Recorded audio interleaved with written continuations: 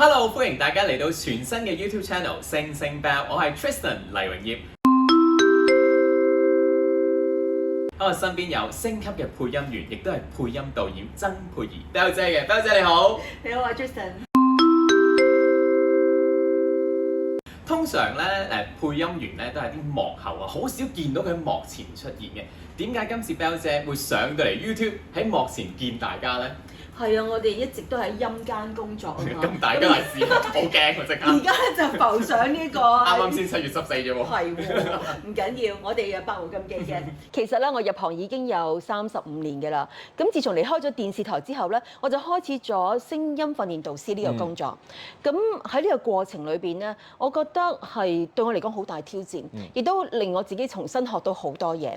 咁我好希望喺呢一度開一個頻道啦，分享下我喺呢一方面嘅心得，或者一啲關於聲音嘅趣聞啦，又或者係介紹一啲練習方法俾大家嘅。所以大家記得要 follow 呢個全新嘅星星 Bell Channel， 支持阿 Bell 姐啦。逢星期二、星期五晚上6點咧，都會最新嘅影片咧會 upload 上傳俾大家睇嘅，亦都好多唔同嘅一啲聲音嘅技巧啊、學習啊，因為好多嘅題目咧都關於配音員嘅息息相關嘅嘢。我諗其實好多嘅家庭觀眾睇緊 YouTube 嘅朋友，其實都好需要學習。例如今日嘅題目啦，因為今日咧講嘅題目咧就係講緊講嘢唔夠氣啊，即係其實日常生活我諗好多工作啊，你都要 presentation 啊，面對客啊，你都要講嘢夠氣嘅，因為講嘢一唔夠氣嘅時候咧，可能大家客又聽唔到你講乜啦，聽到啲人悶啦，會好大件事嘅。咁我諗配音員嚟講，其實講嘢唔夠氣，會唔會一個好大嘅障礙咧 ，Bell 姐？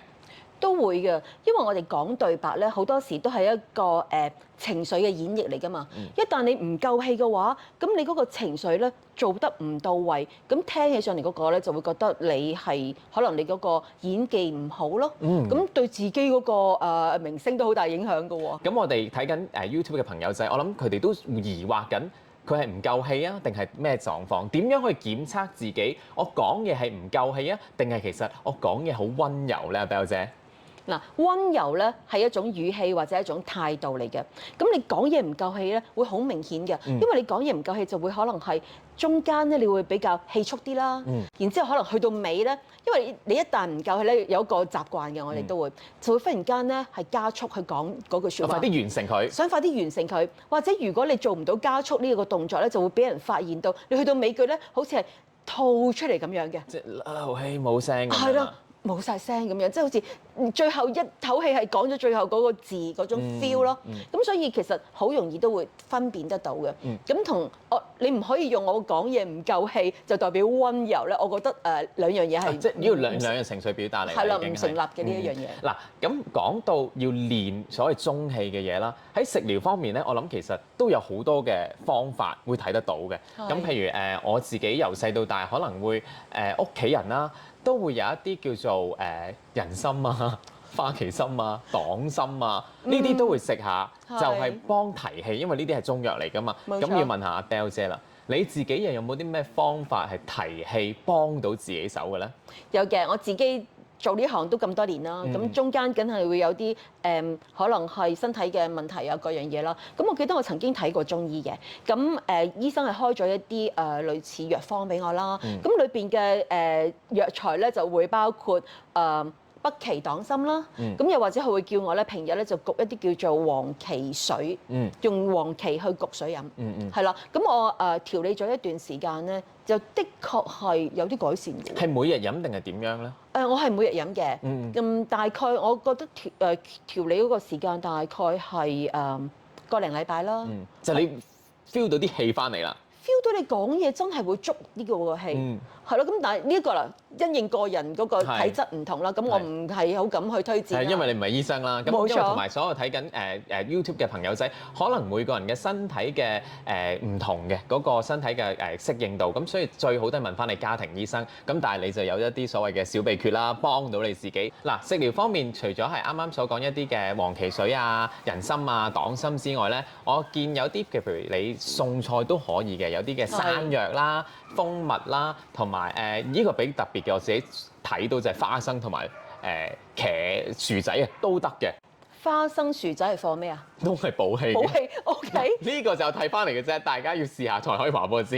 哦，咁呢啲係冇影響，即係冇無傷大雅嘅呢啲食唔物。會叫你幾袋花生咁食嘅，因為驚咧真係唔夠氣，係咁拍花生食花生。咁就驚個膽固醇過高㗎咯喎，花生。係啦，嗱講到即係氣嘅時候咧，我反而我覺得説話方面我自己啦，冇好大令到我好大憂慮嘅。但係一到另外一個位咧，就會有憂慮咧，就係唱歌啦。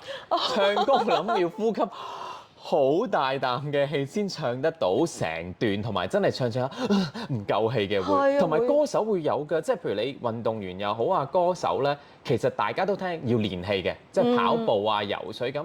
但係其實 Bell 姐你有冇要即係有時都要跑下步啊、游下水練下氣嘅咧？又我諗如果我話俾你聽我有，你都唔會信咯。係咪？我會信嘅。你會信係咪？你太好啦！我會信。有冇即係要做運動嘅咧？其實運動係一定有幫助嘅，因為你可以增加你個肺活量啊嘛。咁同埋加速呢個新陳代謝啊、血液循環之類咁樣。咁係你個人精神啲，你個氣一定會響啲、充足啲嘅。咁啊，除咗你話頭先你講到卡拉 OK 啦，之前我哋咪唱 K 嘅。係，我哋錄影之前有唱 K 喎。當你自己才是虛偽。Hello，講到啱啱唱 K 嘅時候咧，我都有啲尷尬，因為雖然我都係一個配音員啦，掛名，雖然唔係動畫配音就廣告配音嘅時候咧，但係一到唱歌咧，我覺得係兩回事嚟嘅。一唱歌咧，一到啲 chorus 位咧，真係唔夠氣唱嘅喎。咁點好咧？即係其實就係呢啲就係要練氣同儲氣，係咪咧？阿 Bell 姐。嗱，唱歌就唔係我嘅專長嚟嘅，咁但係我覺得唱歌同講嘢或者聲音演繹都係好大嘅關係㗎嘛，咁都係冇錯，你講得啱。我哋點樣將道氣坐喺邊個位置係最適合？咁係好似我哋日常生活咁啦，我哋平時嘅呼吸咧都係放喺個肺嘅嗰個氣，咁即係我哋係用胸腔嚟到做儲氣啦。咁但係當你用聲去演繹一啲嘅對白又好，或者唱歌都好咧，我哋係需要靠我哋嘅丹田嘅。咁即係話用個丹田嚟呼吸啦，儲氣應該話用個丹田將個啖氣儲喺嗰個位度，就推上嚟，再推上嚟，冇錯啦。咁我哋係咪可以示範一次終身美麗？終身美麗 OK。嗱 chorus 嗰段咧就係莫非可終身美麗，或者首詩發誓嗱，我唔係一個專業唱歌嘅人員，就麻煩 Bell 姐示範下點樣演繹一個真係有氣版本嘅終身美麗啦。OK， 咁我試下嗰幾句歌詞，希望我記得。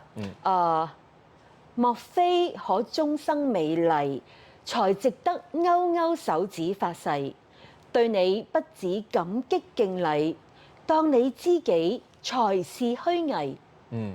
頭先我用咗一個咧類似朗誦嘅。係啊，我覺得好似朗誦其實係咪要好有氣咧？咁即係其實一定要好有氣。其實我成個中學階段咧，我每一年都代表學校去參加朗誦比賽嘅。我都玩過嘅。你都玩過㗎係咪啊？OK，都係獨誦係咪啊？集誦我冇咁叻，未去到獨誦。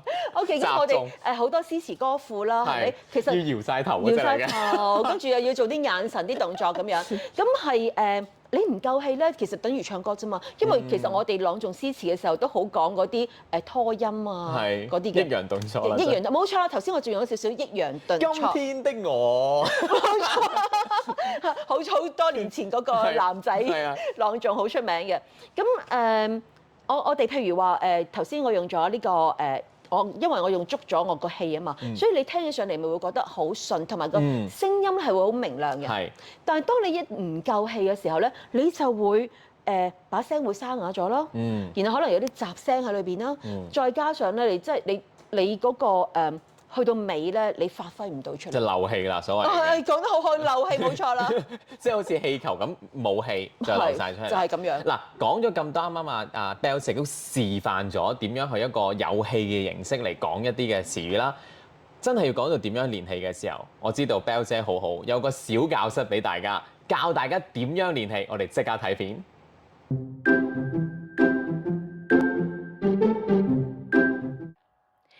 今日要介紹呢個練習咧，叫做狗仔喘氣法。平時大家見到啲狗仔咪好中意咁樣透氣嘅。其實呢一個呼吸動作對訓練我哋腹部嘅力量係好有幫助嘅。記住啊，中氣足，聲音自然會變得響亮。所以無論喺日常生活，又或者係聲音表演方面咧，適當咁運用呼吸，對我哋都係好有幫助嘅。不如大家一齊跟我做下呢一個練習啊！如果你哋係第一次做，未習慣到發力嘅位置，我哋可以試下用個鼻嚟開始嘅。首先你要想像個鼻有啲塵埃，你好想噴佢出嚟。我哋試下做3下，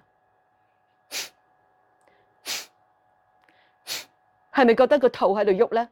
如果係嘅，你就做啱咗啦。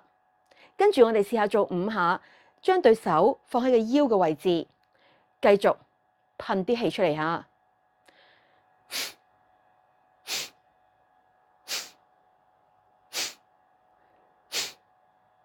係咪更加明顯覺得個肚喺度喐呢？你做啱咗啦。咁我哋今次再感受下呢一股力量係由裏面擴張去外面嘅。雙手仍然擺喺腰間，我哋再做5下咯喎。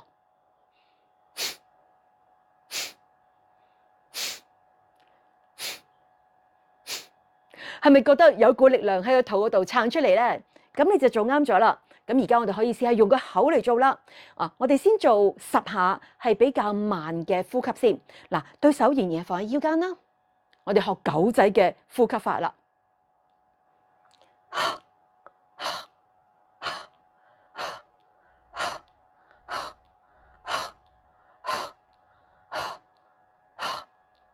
係咪覺得個肚喺度喐，然後有股力量喺裏邊撐出嚟呢？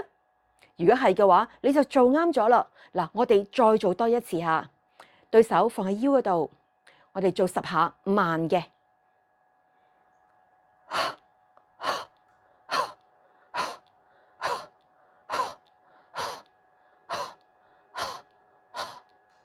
點啊？做唔做到啊？嗱，記住喎，我哋做嘅時候咧，膊頭要放鬆，唔好喐嗰個膊頭。你喐得太犀利咧，可能你就會用錯咗力，可能你嘅將個力咧放咗喺嗰個胸部都唔出奇㗎。咁所以記住，我哋放鬆個膊頭嗰個發力點咧喺個腹部位置嘅。嗱，我哋做咗2次慢嘅啦，不如試一次快嘅咯。我哋同樣都係做10下，對手放喺腰嗰度，預備。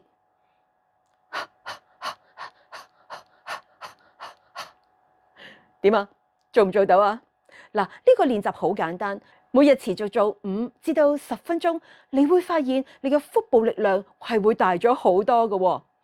咁記住唔好偷懶啦，有時間嘅多啲做練習啊！我哋下一次再見。啱啱睇完 Bell 姐小教室咧，如果大家有咩關於把聲唔夠氣嘅時候，大家記得跟住學習練多啲啦。如果你哋中意我哋嘅頻道咧，記住 like、share 同埋 subscribe，記住撳埋個鐘仔喎。如果有乜嘢想同我哋講嘅話，記得喺下低留言區留言俾我哋啊！我哋下次見啦，拜拜。拜拜。